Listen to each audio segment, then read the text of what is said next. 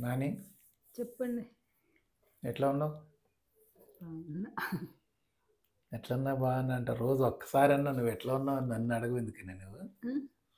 ఎట్లా ఉన్నావని రోజు నాని ఎట్లా ఉన్నావని నేను అడగాలి తప్ప ఒక్కరోజైనా అరే వీక్‌గా ఉన్నాడు ఈరోజు లేకపోతే ఇట్లా ఉన్నాడని ఒక్కరోజు కూడా నన్ను అడగవు ఎందుకు ఎట్లా ఉన్నావని? హ్మ్. నువ్వంటే వీక్‌గా ఉంటే వీడియో తీయరుగా. అంటే వీక్‌గా ఉంటే పనులు బంద్ చేసుకోరా తిండి తినరా ఇక? తిండి తింటారా? హ్మ్. సరే చెప్పండి. సరే గాని హ్మ్. సైన్స్ బుక్ గురించి అడుగుతున్నారు అందరూ.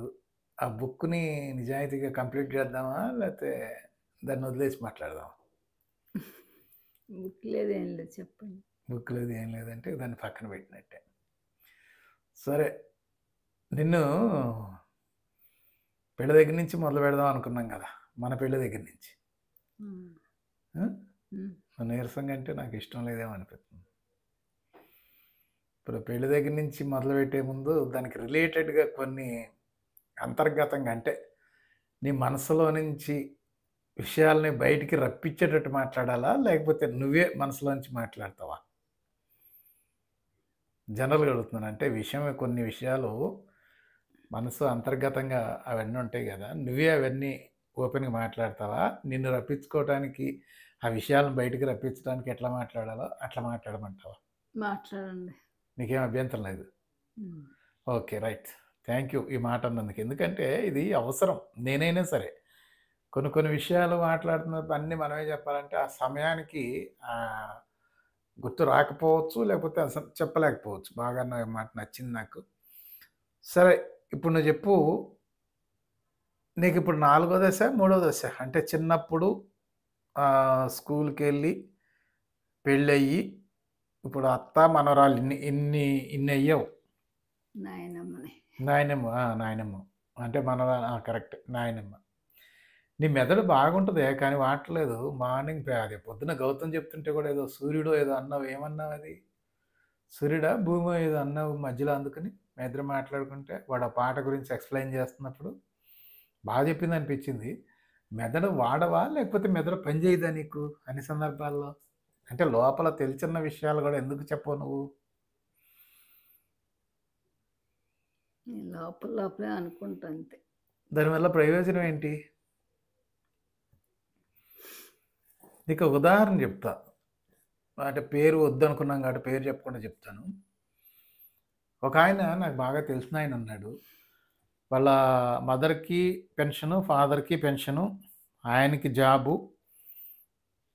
బాగా అంటే అన్ని హంగులున్నాయి. ఆర్థికంగా, సామాజికంగా అన్ని రకాల హంగులున్నాయి. బాగా నాలెడ్జుంది. ఎంత నాలెడ్జుందంటే ఆయనొస్తుంటే ఆయన పేరు గాకుండా ఆయన్నేమనేవాళ్ళంటే, మొబైల్ లైబ్రరీ వస్తుంది అనేవాళ్ళు.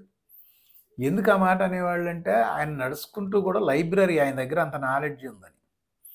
అయితే ఒకరోజు వాళ్ళింటికి నేను ఏదో ఒక సందర్భంలో అంటే నన్నాయన "అరేయ్! కమ్యూనిస్టోడా ఇటు రారా" అనేవాడు. అట్లా పిలిచేవాడు. ఏదో మాటల సందర్భంగా "ఇంటికెళ్దాం రారా" అంటే ఆయనతో పాటెళ్ళాను. ఇంటికెళ్ళిన తర్వాత నాకు కొంచెం నిజం చెప్పాలంటే తీటెక్కువ గదా! నేను ఇచ్చి ఆ పనేదో ఆయన జెప్పిందేదో లేతే ఆయన మాట్లాడిందేదో అదే ఇని వెళ్ళిపోవచ్చు గదా! నేను ఇంట్లోకి పైకి, కిందకి, ఇంటి చుట్టూ అన్నీ జూస్తున్నాను. అది చూస్తుంటే నాకు హాయమనిపిస్తుంది. ఇంటి నిండా పుస్తకాలు ఎన్ని రేక్సో. అయ్యే గాదు సజ్జల మీద గూడా మొత్తం అసలు ఇల్లంతా పుస్తకాలమయం. డైనింగ్ దగ్గర నుంచి అంతా ఒక కిచెన్ తప్ప మిగతాది అన్ని రూములలో పుస్తకాలమయం. అయిపోయిన తర్వాత అదే చూస్తా ఉన్నాను. టీ తాగిన తర్వాత ఇద్దరం కలిసి "అరేయ్! ఒకసారి పైకెళ్ళొద్దాం రారా" అన్నాడు. ఆయన చెప్తే ఆయన ఎమ్మటే ఎళ్ళాను. ఒక రూము ఓపెన్ చేశాడు. ఆ రూమంతా బూజు పట్టుంది.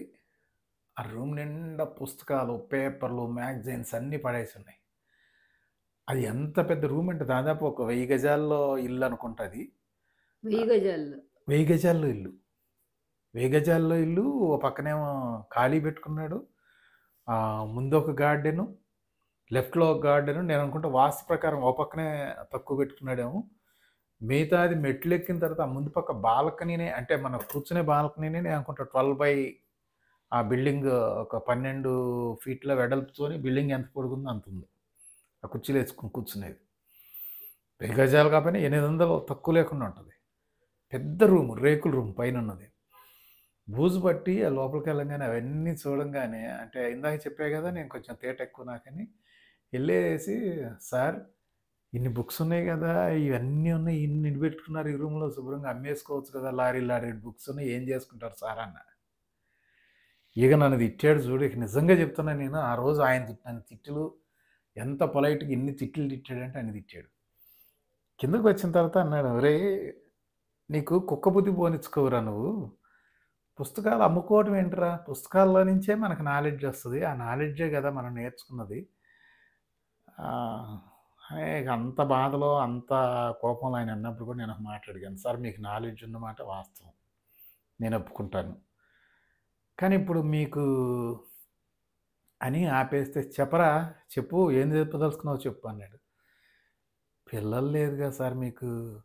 మరి ఈ నాలెడ్జ్ ఎట్లా సార్? పిల్లలుంటే పిల్లల కన్నా మీరు అదంతా వచ్చేదేమో. పిల్లలు లేరు. మరి ఎవరిని పెంచుకోలేదు. ట్యూషనన్నా పెట్టలేదు. లేకపోతే నాలాంటోడిని చేరదీసన్నా తయారు చేయలేదు. మీ తర్వాత" అని అనంగానే, "అంటే ఏంట్రా నేను చచ్చిన తర్వాత? అంటే మా ఇద్దరిని సావమంటున్నావా?" అని అన్నాడు. అది కోపంగా అన్నాడా? ఎటకారంగా అన్నాడా? లేకపోతే ఎట్లా అన్నాడో నాకైతే అప్పుడు తెలవలేదు గానీ, కాదు సార్ నా బాధ ఒక్కటే మీ నాలెడ్జ్ మీ తర్వాత ఎవరికీ అందకపోతే అది దుర్వినియోగం మీతోనే అంతమైపోతది కదా! అని అన్నాను. అది అప్పటికి వచ్చిపోయింది. ఆ పని చూసుకొని వచ్చాను. తర్వాత 2, 3 నెలలకి "అరే! కమ్యూనిస్టోడా ఇటు రారా" అన్నాడు. ఒక్కొక్కసారి నిజంగా నన్నందరూ అంటార్రా నిజంగానే నా దగ్గర నాలెడ్జ్ ఉందంటారు. కానీ నేను పట్టించుకోను. కానీ నువ్వు వేసిన ప్రశ్న, నువ్వు అన్న మాట నా మెదడులో చాలా ఆలోచనొచ్చింది. అదే నేను ఇంటికెళ్ళి మా భార్యతో షేర్ చేసుకున్నాను. మేమిద్దరం కలిసి ఈ 3 నెలల కాలంలో ఒక అబ్బాయిని తెచ్చి పెంచుకుంటున్నాంరా. మాకిన్ని రోజులు ఈ ఆలోచన తెలవక కాదు. మరి ఎందుకనో మరి నువ్వు అనే వరకు కూడా ఇదైంది గాని ఒక అబ్బాయిని తెచ్చి పెంచుకుంటున్నారు. చాలాగా హాయిగా ఉన్నారని తెలిసిందది నాకు. ఇప్పుడు నువ్వు నేను మనసులో అనుకుంటా కదా! కానీ బయటికి అనను అన్నావు చూడు. నిజంగా నీకేమన్నా తెలిసుంటే ఆ నాలెడ్జ్ నానీకిది తెలుసు, లేకపోతే నాని ఇది మాట్లాడగలదు అనేది ఎట్లా తెలుస్తది? మా అమ్మ గూడా మొన్న ఇంటర్వ్యూ చేస్తే ఎన్నో విషయాలు బయట పెట్టింది. ఇంట్లో జనరల్‌గా ఉండే విషయాలు కాకుండా ఎన్నో విషయాలు పెట్టింది. అంటే వీళ్ళ మనసులో ఇంతుంటదా? ఇన్ని విషయాలుంటాయా? అనిపించింది. ఇవన్నీ ఏంటి నీకొచ్చిన నష్టం ఏంటి? అంటే నీ మనసులో అనుకోవటం ద్వారా నీకొచ్చిన లాభం ఏంటి? చెప్పకపోవటం అంటే బయటికి చెప్తే నీకొచ్చిన నష్టం ఏంటి? అంటే నా గురించి ఏమన్నా భయం ఉంటదా? మొదలు ఈ మాట చెప్పు. తిడతాడో, లేతే ఏమన్నా అంటాడో, లేతే డామినేట్ చేస్తాడో ఇంకేమన్నా అట్లా ఏమన్నా ఉంటదా మనసులో? ఎవరేమనుకుంటారో ఎందుకులే అని. ఆ? ఎందుకులే అని. ఎందుకులేండి. నా మార్నింగ్ నా దిమ్మ తిరిగింది. నాకు వాడు చెప్తుంటే ఆపేసి నిన్నే చూసాను. నువ్వు అబ్జర్వ్ చేసావో లేదో? అసలేమన్నావు ఆ మాట చెప్పు నాకు? నువ్వన్న మాట ఏంటి? నీకు గుర్తుందా? గుర్తుండదు. హ్మ్. గుర్తుపెట్టుకోను. పెట్టుకో గాని నువ్వు చెప్పింది మళ్ళీ ఆడు కూడా అదే చెప్పాడు. నువ్వు ఏదైతే నాకు చెప్పావో అదే చెప్పాడు వాడు కూడా. సరే ఇక్కడి నుంచైనా నువ్వు లోపల అనుకోవద్దు. బయటికి చెప్పే ప్రయత్నం చెయ్యి. ఇది మన జీవితాన్ని యూట్యూబ్ అంటే రోడ్డెక్కినట్టు. రోడ్డెక్కడం కూడా కాదు. అంటే ఇంకా చెప్పాలంటే మనం ప్రైవసీగా ఉన్న రూమ్‌లో నుంచి అర్థమవుతుందా భాష నీకు? అర్థమవుతది. హ్మ్. అర్థమవుద్ది. అర్థమవుతుందా? అంటే రోడ్డు మీద అంటే బట్టలిప్పుకొని రోడ్డు మీద పడ్డట్టు. అంటే ఇట్లా ఎళ్తున్నాము అనంటే దీనికొక అర్థం, పరమార్థం ఉండాలి. దీని నుంచి ఎవరో ఒకళ్ళకి కొద్దో గొప్పైనా అందాలని మనం వెళ్తున్నాం. కాబట్టి ఇప్పుడైనా నువ్వు మనసు ఇప్పకపోతే, మనసులో అనుకున్నది చెప్పకపోతే దీనికి అర్థం ఉండదు. ఓకేనా? చెప్తావా ఇక్కడి నుంచైనా? చెప్తావా అంటే ఉన్న అలవాటు ఎట్లా వస్తది? ప్రయత్నం అంతే.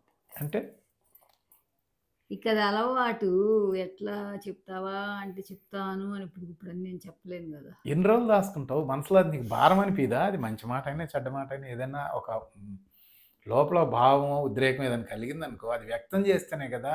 దాని నుంచి నువ్వు బయటపడేది. హ్మ్. హ్మ్. సరే ఈ రోజు నుంచైనా సరే ఇప్పుడు ఎట్లాగో మనం చెప్పదలుచుకున్నాం కాబట్టి ఆ చెప్పే ప్రయత్నం చేస్తావా? నాకు ఈ భావం కలిగింది ఇట్లా అనిపించిందని. ఇప్పుడు కూడా దాస్తే ఇంక అర్థం ఏముంటది మరి? నేను దాయటం అంటలేదండి. ఆ! ఇప్పటికిప్పుడు చెప్పేస్తాను అని చెప్పి ఇప్పటికిప్పుడు చెప్పే మాటలు గాదు గదా! అన్న. అవును. నాకేం అగ్రిమెంట్ రాసిచ్చాల్సిన అవసరం ఏం లేదు గానీ, అది సంగతి. ఏ సందర్భానికి తగ్గట్టుగా స్పందించు. ఓకేనా? సరే. రైట్. ఇప్పుడు జీవితం మళ్ళీ మొదటికొద్దాం. ఇప్పుడు నీకు 4 పాత్రలు ఏమైనాయి గదా! నీ మనస్ఫూర్తిగా చెప్పు. నీకు ఏ దశ బాగా నచ్చింది? ఇప్పుడే ఎందుకని అడుగుతున్నానంటే, దీనికి సంబంధించింది ఇప్పుడు నువ్వు చెప్పిన సమాధానానికి భవిష్యత్తులో నేను అడగబోయే ప్రశ్నకి చాలా సంబంధం ఉంటది. ఏంటి అట్లా ఊపావేంటి? ఉండొచ్చు. ఏముంది? అందుకని ఇప్పుడు నిన్ను కొన్ని కమిట్ చేపియాలన్న ఉద్దేశంతో అడుగుతున్నాను. నీకిప్పుడు నాయనమ్మగానే బాగున్నావా?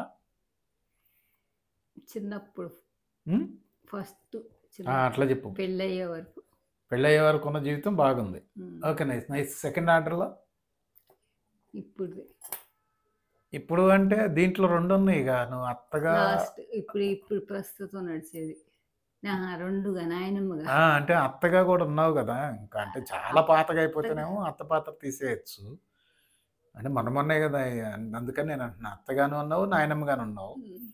ఈ రెండిట్లో ఏది ఇష్టం నీకు? 2 బానే ఉన్నాయి. 2 బానే ఉన్నాయి. రెండిట్లో ఏది బావుందంటే? ఏమో 2 ఒకటే. ఎందుకని అలా కోడలు ఓసారి వంగదీసి గుద్దలేదనా? ఎందుకని 2 ఎందుకు బాగుంటున్నాయి? ఆ? కోడలు, అత్త బాగుండటం ఏంటి? ఇది కాదు. లోక విరుద్ధమైన, లోక సహజంగాని విషయం చెప్తావు. హ్మ్.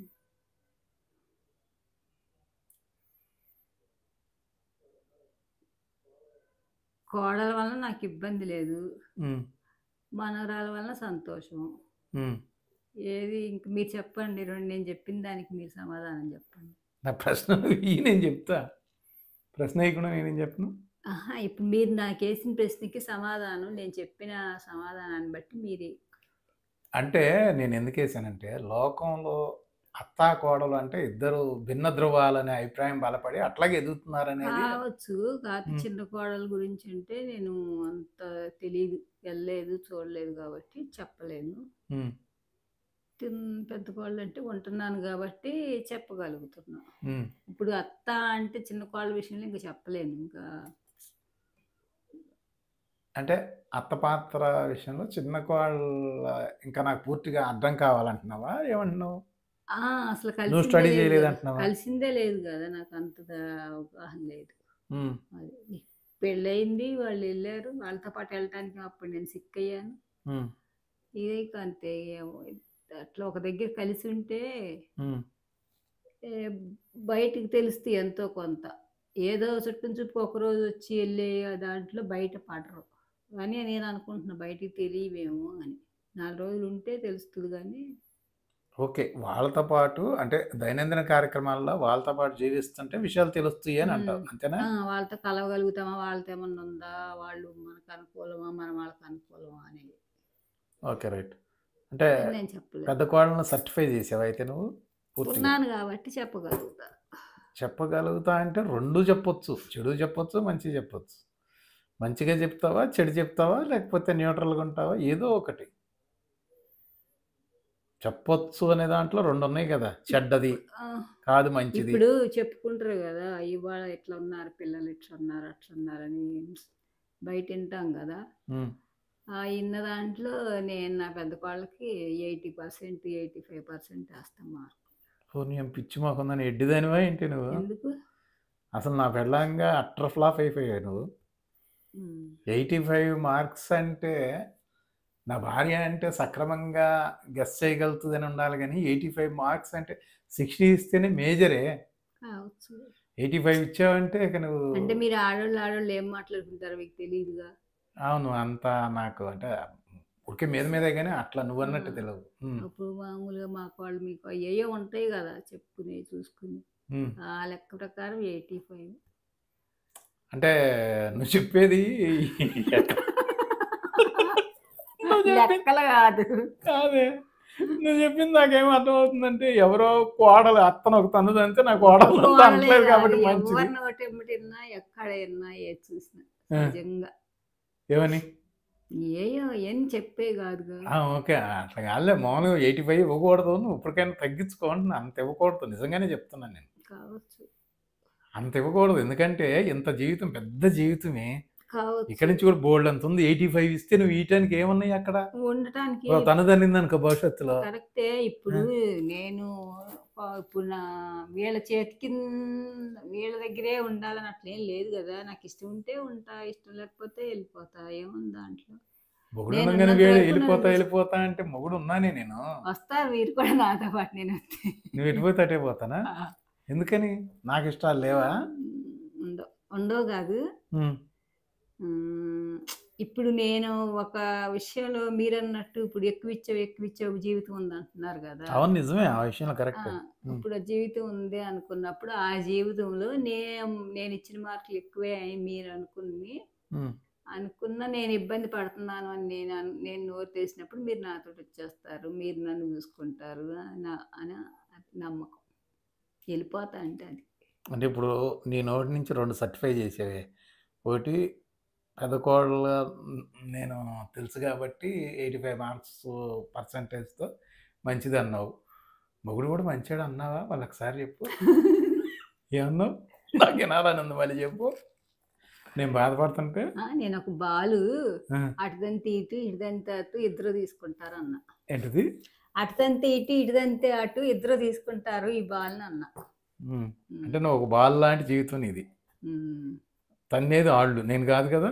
మీ మీ మీరు తీసుకుంటారు వాళ్ళు తన్నా అంటున్నా.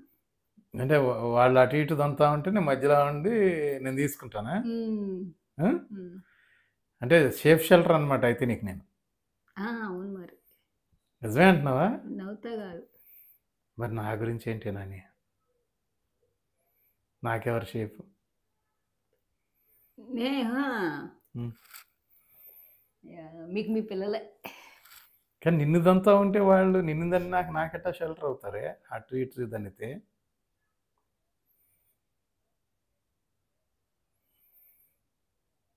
నన్ను తంతారని నేను అనలా. మీరన్న మాట నేను చెప్పా. అదేలే ఒక ఉదాహరణ చెప్పావు. పిల్లలు ఒకవేళ అటు ఇటుగా నా పట్ల సరిగ్గా వ్యవహరించకపోయినా మధ్యలో మీరున్నారు. మీరు నన్ను చూసుకుంటారనే కదా నువ్వు అన్నది. అవును. అర్థమైందిలే గానీ,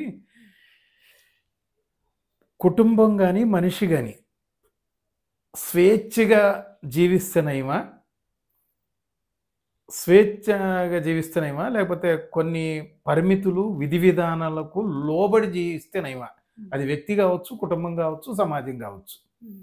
ఆలోచించి చెప్పు. ఇందాక 85 మార్క్స్ ఏసినట్టేయకుండా ఆలోచించి చెప్పు. 2 ఎవరైనా సరే. హ్మ్. హ్మ్. వా నేనేమన్నానంటే వ్యక్తి జీవితం స్వేచ్ఛగా జీవించాలా? హ్మ్. నీ ఇష్టం వచ్చినట్టు నువ్వు జీవిస్తే బాగుంటదా హాయిగా, స్వేచ్ఛగా? లేపోతే కొన్ని పరిమితులు, విధి విధానాలు, కొన్ని షరతులకు లోబడి జీవిస్తే బాగుంటదా? అట్లాగే కుటుంబం అయినా, అట్లాగే సమాజం అయినా. షరతులకి లోబడి కొంత వాళ్ళ స్వేచ్ఛ కూడా 2 ఉండాలి. బంధించినట్టుగా షరతులు లేకుండా అట్లా. లౌక్యంగా చెప్పావనుకోవచ్చా? లౌక్యం కాదు అట్లా ఉండాలి అని చెప్తున్నా. కానీ ఉదాహరణ ఏమైనా చెప్పగలుగుతావా? నువ్వు చెప్పిన దానికి ఉదాహరణకి ఈ సన్నివేశం తీసుకుంటే, ఈ సన్నివేశంలో ఇక్కడ స్వేచ్ఛ ఉండాలి. ఇక్కడ ఇట్లా ఉండాలి అనేది షరతులు లేకుండా ఉండాలి, షరతులు ఉండాలని చెప్పగలుగుతావా? చెప్పు ఒక ఉదాహరణ చెప్పు. ఇప్పుడు పిల్లలున్నారు. కొత్తగా పెళ్ళైనోళ్ళు వాళ్ళు ఈళ్ళున్నారు. వాళ్ళు ఫ్రెండ్స్ పార్టీలకెళ్తారు. వాళ్ళ ఫ్రెండ్స్‌లో పార్టీలకెళ్తారనుకోండి. హ్మ్. పెళ్ళయింది. హ్మ్. వాళ్ళు ఏ బట్టలన్నా ఇక అది వాళ్ళ స్వేచ్ఛ. ఏ బట్టలేసుకెళ్ళినా నడిచిపోతది. ఓకే. అదే ఫ్యామిలీ టైప్ ఫంక్షన్స్‌కొచ్చారనుకోండి, హ్మ్. చీర కట్టుకొనొస్తే నిండుదనం. అంటే ఇక్కడ కట్టుబాటు, అక్కడ స్వేచ్ఛ. 2 ఉండాలి. అది వాళ్ళు తీసుకుంటారా? కుటుంబంలో నుంచి రావాలా? అంటే నీ అభిప్రాయం ప్రకారం. ఎవరికి వాళ్ళు. నువ్వు ఈ ఎవరికాళ్ళు విషయాలు బాగా ఆలోచించి చెప్పాలి. నువ్వు ఎందుకంటే ఇరుక్కుపోతావు. ఇప్పుడు ఒక కోడలనుకో హ్మ్. తప్పుకోవచ్చు. హ్మ్. కూతురనుకో తప్పుకోవచ్చు. హ్మ్. ఇప్పుడు నువ్వు 4 పాత్రల్లో నీకు 4 పాత్రలున్నాయి. ఈ 4గిట్లో నువ్వు ఎక్కడైనా ఇరుక్కున్నావంటే మళ్ళీ మొదటికెళ్ళి అడుగుతా నేను. అందుకే చెప్పు. 4 పాత్రలు ఇరుక్కునేదేం లేదు నేను. ఎందుకంటే హ్మ్. 4 ఎక్కడున్నయి? హ్మ్. హ్మ్. అవును చెప్పు. 4 ఇప్పుడు చిన్నప్పుడు వయసు అన్నావు, స్వేచ్ఛగా ఉందన్నావు, హాయిగా ఉందన్నావు, ఇప్పుడు హాయిగా ఉందన్నావు. మధ్యలో ఉన్నది చదువుకున్న దగ్గర నుండి పెళ్ళైన దగ్గర మధ్యలో 2 బాగుండుండవు అంతే గదా! నాతో నాతో కలిసిన జీవితం. భాగవతం వేరు. ఇప్పుడు ఉన్న ఇది రిలీఫ్. నా ఫీలింగ్ అట్లా వచ్చింది లేవే. ఆహా! నా ఇప్పుడు సంతోషాన్ని ఎందుకు కాదంటావు? చిన్నప్పుడేమో చిన్నపిల్లలాగా పెరిగొచ్చాము. ఏం తెలీదు. నేను కూడా అట్టాగే పెరిగానే, చిన్నపిల్లలాగానే పెరిగా, నీలాగానే సేమ్. అందరూ ఒకలాగా పెరగరు. ఒక్కొక్కళ్ళు ఒక్కో రకంగా పెరుగుతారు. అది. ఇప్పుడు కొంతమంది ఉంటే ఇంట్లో పనులన్నీ చూసుకుని వస్తారు. కొంతమంది ఉన్నారంటే ఏం చేయకుండా వస్తారు.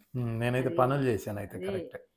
ఇప్పుడు ఏం బాధ్యతలు తెలవకుండా, ఏం తెలవకుండా ఎళ్ళామా, ఉన్నామా, వచ్చామా అది. చిన్నపిల్లలంటే అట్లా.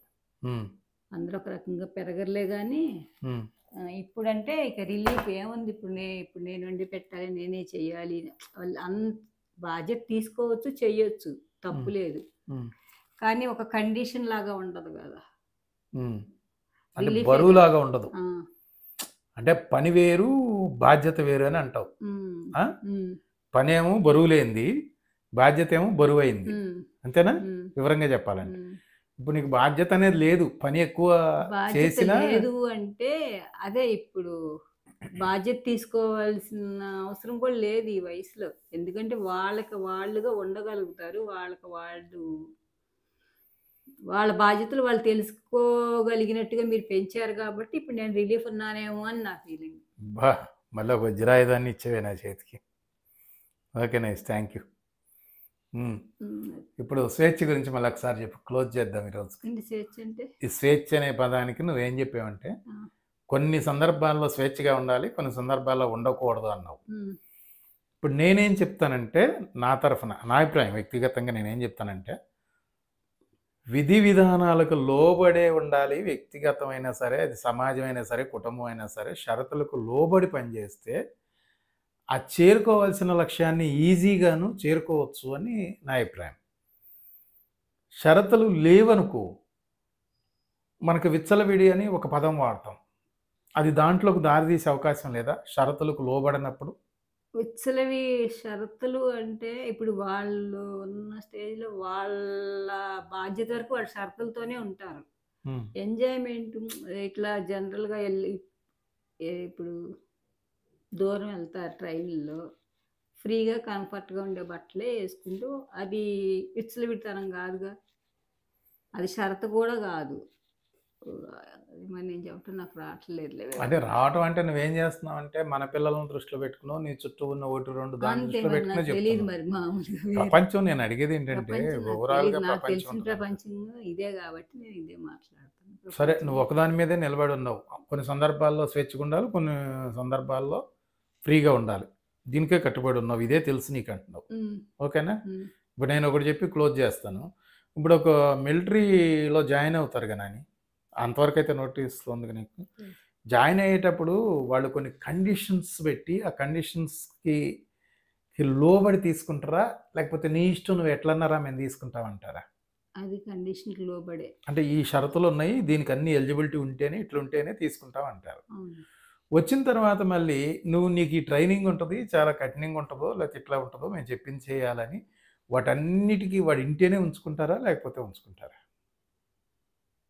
లేదు, కండిషన్లు పెట్టి తీసుకుంటారంట. ఇది నాకు తెలిసిన మాట చెప్తాను. తీసుకుంటారు. తర్వాత ఆ కండిషన్లకి వీళ్ళు భయపడి పారిపోతే వాళ్ళు అంతకంటే ఎక్కువ పనిష్మెంట్ ఇస్తారు. వీళ్ళు అంటే వాళ్ళని వీళ్ళు పనిష్ చేస్తారు. అది అంటే అక్కడ ఇప్పుడు మనం మాట్లాడుకున్న దాని ప్రకారం అక్కడ వాళ్ళు ఏదంటే రూల్స్ అండ్ రెగ్యులేషన్స్ లోబడి పని చేయమనటం, స్వేచ్ఛని ఇవ్వకపోవటం తప్ప ఒప్ప?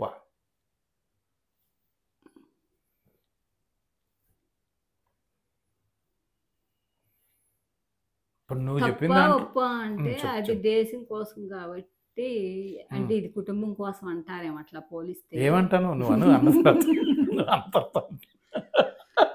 నువ్వు ముందే ఆలోచించేట్లాగే అడ్వాన్స్గా. అడ్వాన్స్ కాదు, అది దేశం కోసం కాబట్టి దేశం మొత్తం నష్టమని వాళ్ళకి అన్ని పనిష్ చేస్తారు. వాళ్ళకి తప్పుకునే ఛాన్స్ లేదు. కానీ ఇక్కడ సొసైటీలో తప్పుకునే ఛాన్స్ ఉంది. నేను గట్టిగా పనిష్ చేస్తే వీళ్ళు వెళ్ళిపోతారు. ఇంకా దాన్ని బట్టి పనిష్ చేసే అవకాశం రాకుండానే చూసుకోవాలి.